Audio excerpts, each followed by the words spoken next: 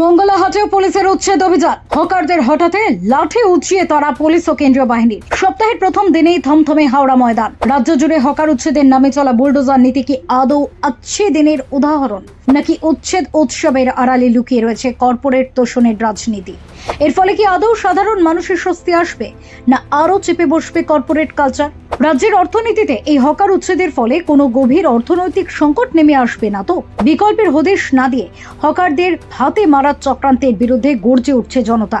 এবার হকার উচ্ছেদের ঘটনায় কাঠগড়ায় গেরুয়া শিবির। এশিয়ার বৃহত্তম একটি কাপড়ের হাট হাওড়ার ঐতিহ্যবাহী মঙ্গলা হাট, কিন্তু এবার সেখানেও কোপ পড়ল জিরো টলারেন্স নীতির। সপ্তাহের প্রথম দিন থেকে হাওড়া ময়দান চত্বরে মঙ্গলা হাটের জবরদখল হঠাতে লাঠি হাতে ময়দানে নেমে পড়েছিল পুলিশ ও কেন্দ্রীয় বাহিনীর জওয়ানরা।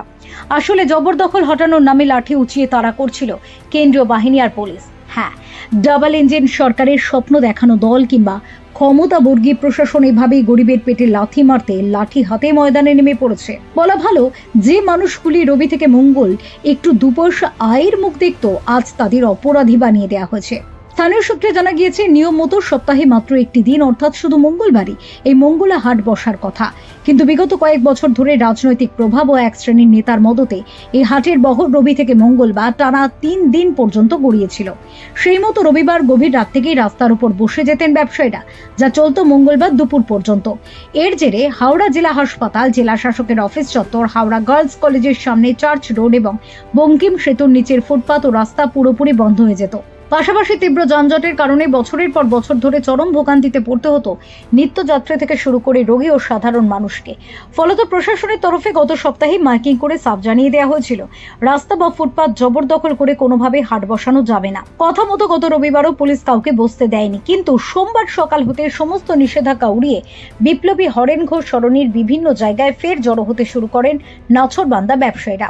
আর তাতে একেবারে অ্যাকশনে নামে হাওড়া সিটি পুলিশ ও কেন্দ্রীয় বাহিনী। আজকের এই ক্ষমতাবান গেরুয়া সরকারের নেতারাই নির্বাচনী প্রচারে এসে কিন্তু বড় বড় ভাষণ দিয়েছিলেন, বলেছিলেন সবকা সাথ সবকা বিকাশ, अच्छे দিন আসবে। মনে আছে নিশ্চয়ই, কিন্তু আজ কোথায় গেল সেই প্রতিশ্রুতি? রাজ্য জুড়ে যখন হকারদের রুটি রুজির ওপর টান পড়ছে, তখন এই তথাকথিত জিরো টলারেন্স নীতি নিয়ে ডুগডুগি বাজাচ্ছে কারা? কেন্দ্রীয় বাহিনীকে ব্যবহার করে গরিবের রুটি রুজি কেড়ে নেওয়ার এই উল্লাস আসলে বিজেপির কর্পোরেট বান্ধব নীতিরই নির্লজ্জ বহিঃপ্রকাশ। ফুটপাত ফাঁকা করার নামে তারা আসলে সাধারণ মেহনতি মানুষকে পথে বসাতে চায় না।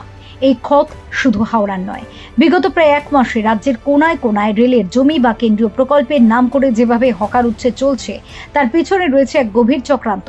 হকারদের পুনর্বাসন না দিয়ে, বিকল্প আয়ের ব্যবস্থা না করে বুটের তলায় পিষে দেওয়া হচ্ছে সাধারণ মানুষের অর্থনীতিকে। বিজেপির শাসিত রাজ্যগুলিতে বুলডোজার সংস্কৃতি সকলেরই দেখা, কিন্তু আজ বাংলার বুকেও সেই নির্মমতার ছায়া ফেলার চেষ্টা চলছে।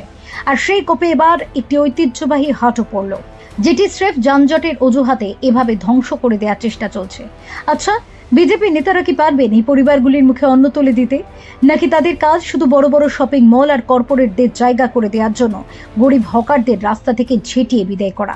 এমন কাজ কি কোনো সুস্থ প্রশাসনের হতে পারে? আপনাদের কি মতামত জানাবেন কমেন্ট বক্সে।